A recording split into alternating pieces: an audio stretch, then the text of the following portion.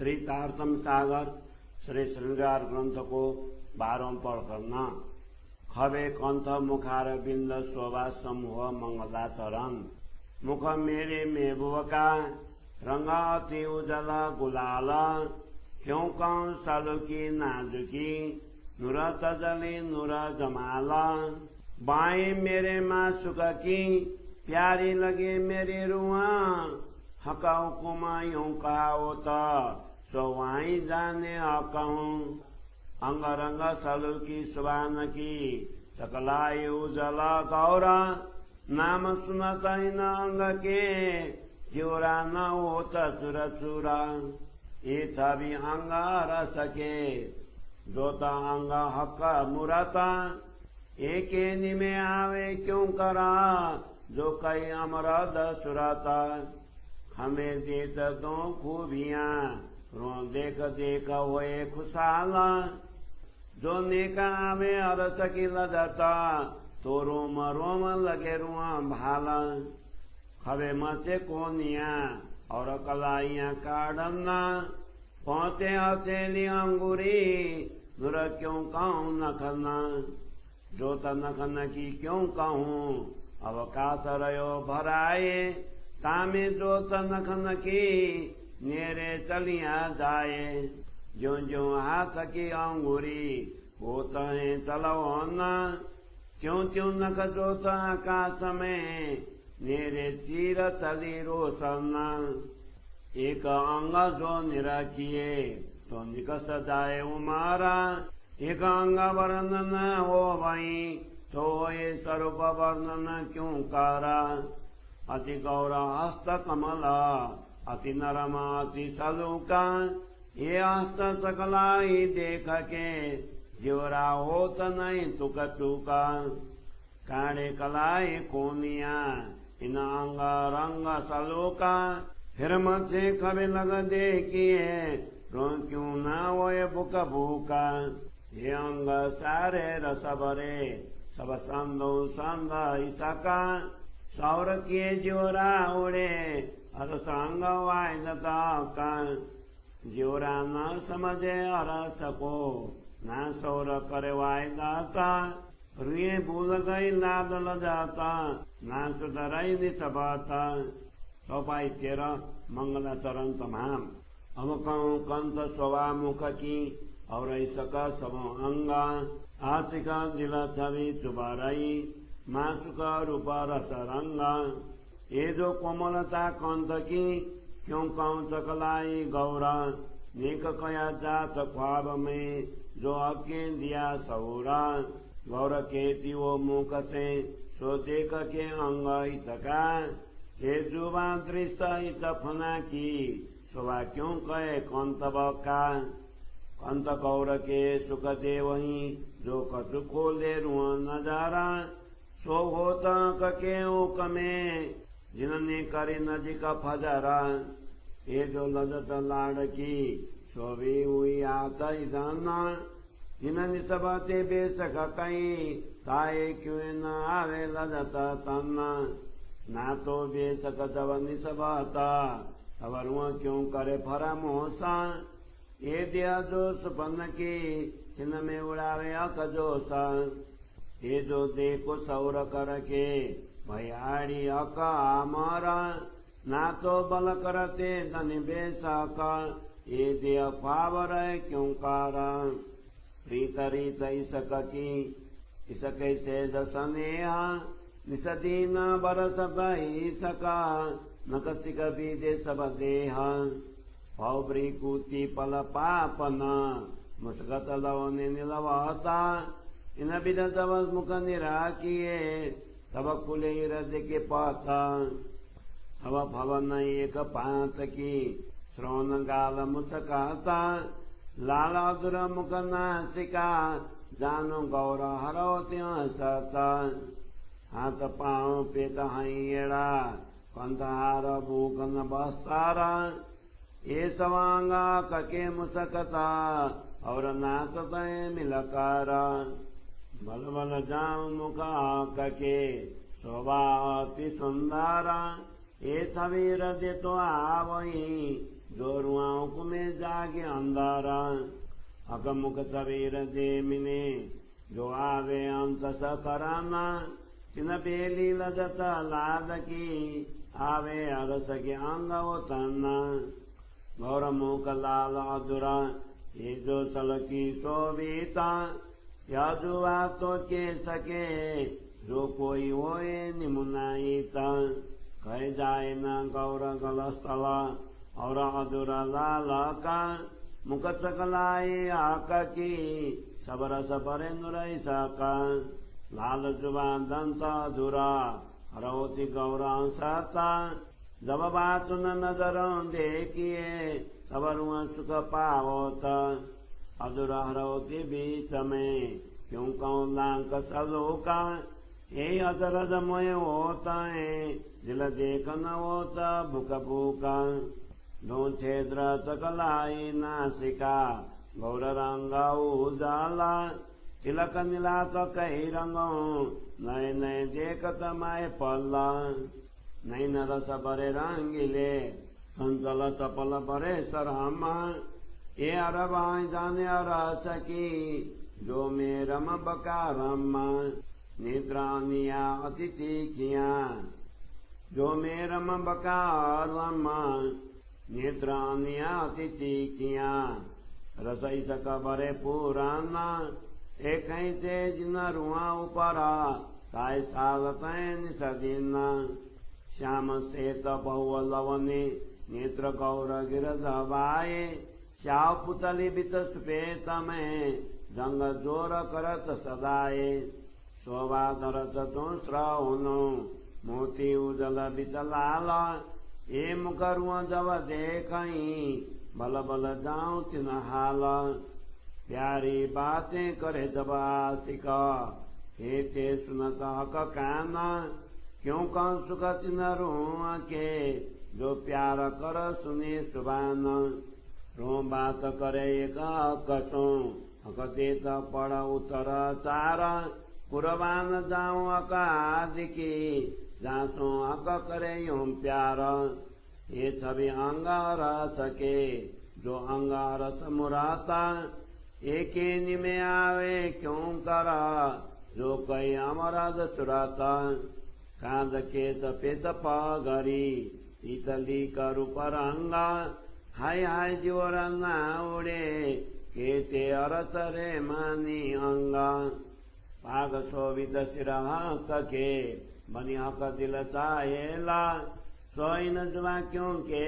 सके जाकी दृष्ट अंग इन खेला दुग दुगी शोभा तो कहूँ जो पगड़ी शोभा हुए और जो तो करे अक दिल चाई कोई तरह बनी न थौरा ये क्यों आवे जुगत जुबा मिने क्यों कहूँ ये असलों का जो ये तरह आवे रुंदिल में तो तबाई होवे तुक टूका इन पागे में है दुगा दुगी बनी पागे में कहलांगी ये दंग करे जोत जोत सो ये बनाए ला कदी लकी कई दिन से कई जुगते कई तरह भात सलुकिए कई रंगा नंग तेज रोशनी दूर छायो अंबर जी मिजे हित चाहिए थौरा दुगा दुगी सब बनी पाग पर तीता थौर कलंगी कई कालंगी सिपत न जुआ पहुंचाता कई सुख सलुकी न पाग में मैं तो कहूँ विदय का दिल ताई रो देखता एक चिन्ह में रूप आने का ना कछु पोली ना फेर बांधी इन पागे में कई गुना पल पल में सुख दिल चाहे नए नए देत रुआना या मिद कई सुख देत हैं या वस्त्र या भूषाना सुखा का स्वरूप श्रृंगार के किन विद काम कहना तिलक नासिका नेत्र की केसलौनी कान गाला मुख चौक देख नहीं नरुआ के रोम रोम छेदे जो भाला मुख सुंदरता क्यों कहूँ नूर जमाल सुराता ये बयान दुनि में क्यों करूँ ये जो आई अरसा न्यामत ये मुख देख सुख पाइए, उपजत है अति प्यारा। देख देख जो देखिए, तोरुआ पावे करार।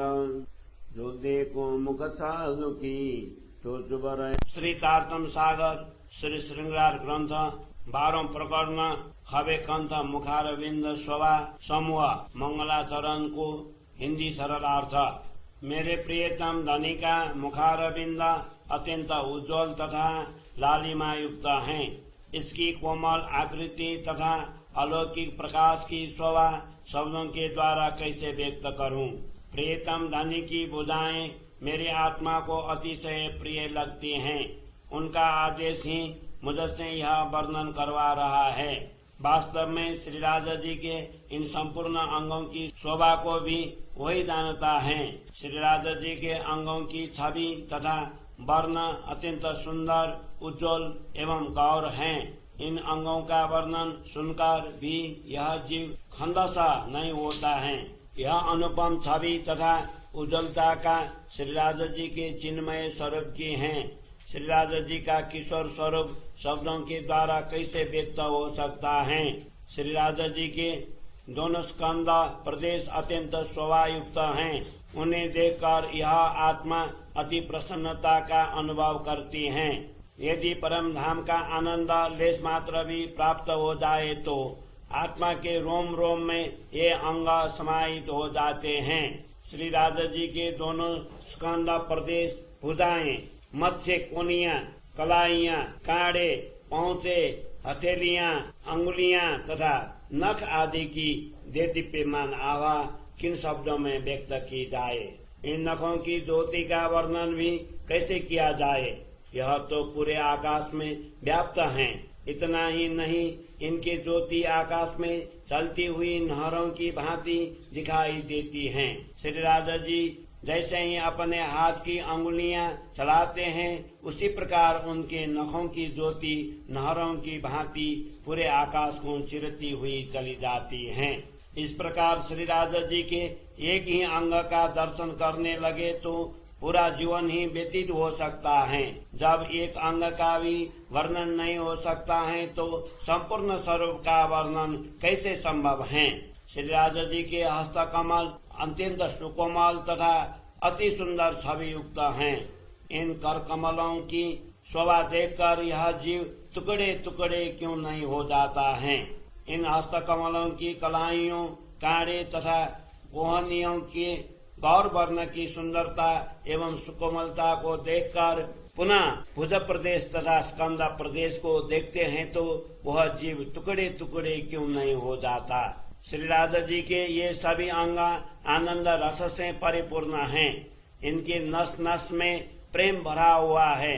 इस प्रकार प्रेम धाम तथा अद्वैत स्वरूप श्री राजा जी के अंग प्रत्यंग का विवेक पूर्वक विचार करने पर जीव को यह नश्वर शरीर छोड़ देना चाहिए। इस जीव को न परम धाम की ही शुद्धि है और न ही वहाँ के एकात्मा भाव के संबंध में ज्ञान है। इसलिए इस खेल में आकर ब्रह्मात्माएं भी धामधनी के प्रेम का स्वाद भूल गई हैं। उन्हें यह भी शुद्धि नहीं रही कि वे धामधनी की अंगनाएं हैं। मंगलाचरण तमाम। अब मैं श्री राजा जी के मधुर कंठ मंगलाचरण तमाम। बोलो श्री प्राणनाथ प्यारे की जय। अब मैं श्री राजा जी के मधुर कंठ एवं मुखारविंद की शोभा का वर्णन कर उनके अंग प्रत्यंगों में बहती हुई प्रेम की रसधारा का वर्णन करता हूँ। क्योंकि अनुरागिनी आत्मा के हृदय में प्रियतम धनी की छवि, रूप लावण्य तथा आनंद की रंगमयी छटा पूर्ण रूप से अंकित हो गई है। इस मधुर कंठ की सुकोमलता, सुंदरता तथा गौर वर्ण की शोभा का वर्णन कैसे करें। इस स्वप्नबद्ध जगत में श्री राजा जी द्वारा प्रदत्त तारतम ज्ञान के द्वारा ही यह थोड़ा सा वर्णन हुआ है। मैं इनकी छवि को अपने मुख से गौर वर्ण की कहता हूँ, किंतु वह भी इस नश्वर जगत के अंगों को देखकर कह रहा हूँ। मेरी दृष्टि एवं वाणी दोनों ही नश्वर जगत की हैं। इसलिए इनके द्वारा अखंड धाम के धनी के कंठ को शोभा कैसे व्यक्त हो सकते हैं। यदि यह आत्मा अपनी दृष्टि खोल ले तो उसे ज्ञात होगा कि श्री राजा जी का यह गौर वर्ण का कंठ अनेक प्रकार का सुख प्रदान करता है।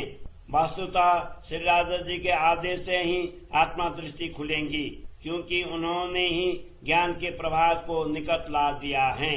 श्री राजा जी के प्रेम का आस्वादन भी उनके ही आदेश के हाथ में है।